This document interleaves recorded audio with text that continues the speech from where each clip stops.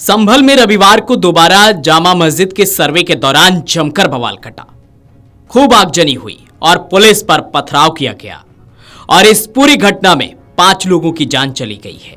संभल की शाही जामा मस्जिद को हरिहर मंदिर बताते हुए दाखिल याचिका के आधार पर सर्वे के आदेश के बाद कोर्ट कमिश्नर की टीम रविवार यानी कि 24 नवंबर को मस्जिद का सर्वे करने पहुंची तो संभल में ये बवाल हुआ।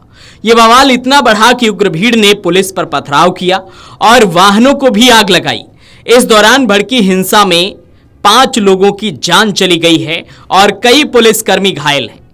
अब हम आपको अपनी इस रिपोर्ट में बताएंगे कि आखिर ये विवाद कहां और कैसे उपजा कि इतनी जल्दी संभल में हिंसा फैल गई। सीनियर एडवोकेट विष्णु शंकर जैन ने संभल के सिविल जज सीनियर डिवीजन की कोर्ट में मंगलवार यानी कि 19 नवंबर को संभल की शाही जामा मस्जिद को हरिहर मंदिर बताते हुए एक याचिका दाखिल की थी और अदालत मुस्लिम पक्ष को बिना सुने ही 2.5 घंटे की सुनवाई में ही सर्वे का आदेश दे देती है। कोर्ट इस सर्वे को पूरा करने के लिए 7 दिन का समय देता है।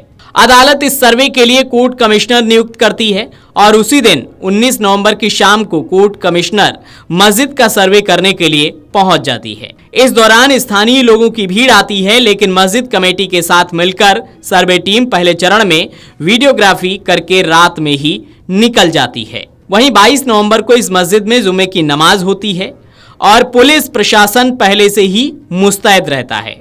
कड़ी सुरक्षा के बीच जुमे की नमाज अदा की जाती है और शांतिपूर्वक ये नमाज होती है। इस दौरान भीड़ को देखते हुए 7 थानों की पुलिस और सीसीटीवी से नजर रखी गई। इसके बाद 24 नवंबर को सुबह 7 बजे दूसरे चरण के सर्वे के लिए शाही जामा मस्जिद टीम पहुंची। मस्जिद में सर्वे टीम दाखिल होती है और पुलिसकर्मी मस्जिद के बाहर खड़े होते हैं। इसी बीच हिंसा पर उतारू उन्मादी भीड़ पुलिस पर पथराव करने लगती है।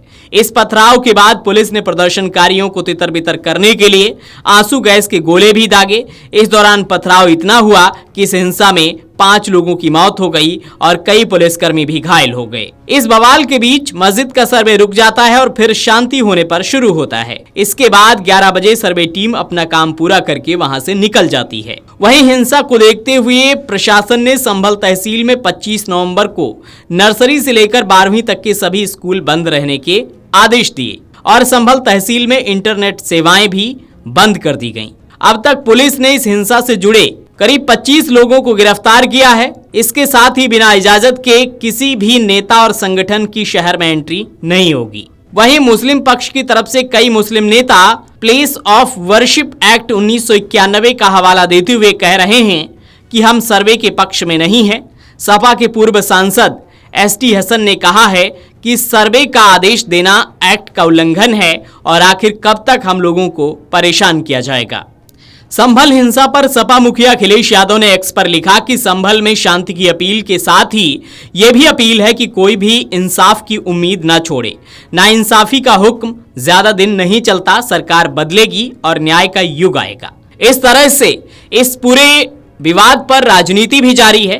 कई नेताओं के बयान सामने आए हैं। संभल हिंसा पर नगीना के सांसद और आजाद समाज पार्टी कांशीराम के राष्ट्रीय अध्यक्ष चंद्रशेखर आजाद ने कहा है कि संभल की घटना में 5 लोगों की जान गई है। हिंसा किसी चीज का हल नहीं है।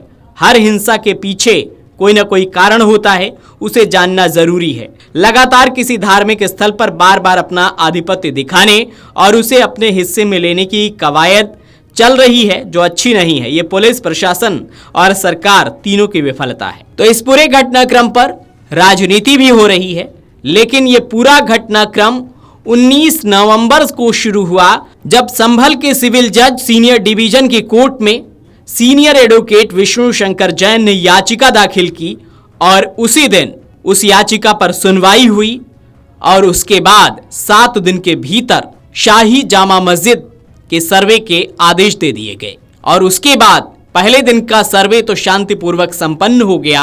लेकिन जब 24 नवंबर को पुलिस के साथ टीम दोबारा सर्वे के लिए पहुंची तो वहां पर जमकर बवाल देखने को मिला।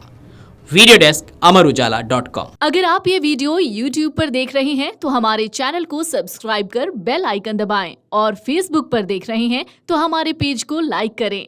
8 मिलियन प्लस सब्सक्राइबर, आपके इस भरोसे के लिए बहुत धन्यवाद।